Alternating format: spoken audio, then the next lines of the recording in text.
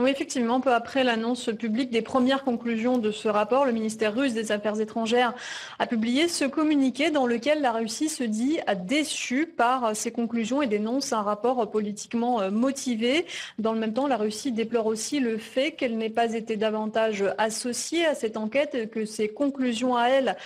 n'aient pas été prises en compte, contrairement aux conclusions de l'Ukraine que la Russie accuse, je cite, de falsifier des preuves et tourner la situation à son avantage. Alors, il n'y a pas eu de réaction officielle aux preuves formelles apportées par ce rapport néerlandais, notamment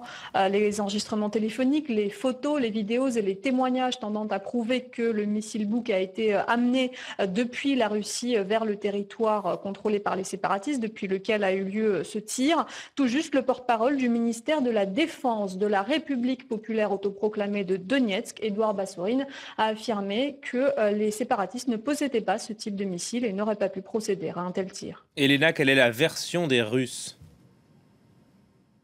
Alors la Russie a eu une façon bien à elle d'anticiper les conclusions de ce rapport en y répondant par une myriade de données scientifiques qui tentent à prouver une seule chose, que ce missile n'aurait pas pu être tiré depuis le territoire contrôlé par les séparatistes. Tout d'abord, avant-hier, le ministère russe de la Défense a rendu public les enregistrements de radars militaires basés dans le sud de la Russie à la frontière avec l'Ukraine, affirmant que ces enregistrements n'ont pas décelé de tir quelconque de missile depuis l'est de la localité au-dessus de laquelle a été abattu le MH17, et d'en déduire que donc un tel tir de missile n'aurait pu avoir lieu que depuis le territoire contrôlé par l'armée ukrainienne. Et puis il y a quelques minutes à peine, la firme Almaz Antey, qui est le constructeur russe de missiles Buk, a elle aussi tenu une conférence de presse, là aussi à grand renfort de calculs mathématiques, pour dire que les impacts sur le fuselage de l'avion, après reconstitution par simulation, ne permettaient pas non plus d'affirmer que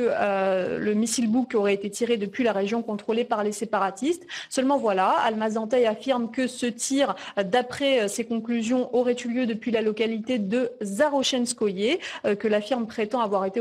sous contrôle de l'armée ukrainienne, mais la commission d'enquête néerlandaise a été formelle là-dessus. À l'époque des faits, cette localité, Zarochenskoye, aurait elle aussi été sous contrôle des séparatistes. Elena Voloshin à Moscou. Merci Elena, et je rappelle que le drame avait fait 298 morts.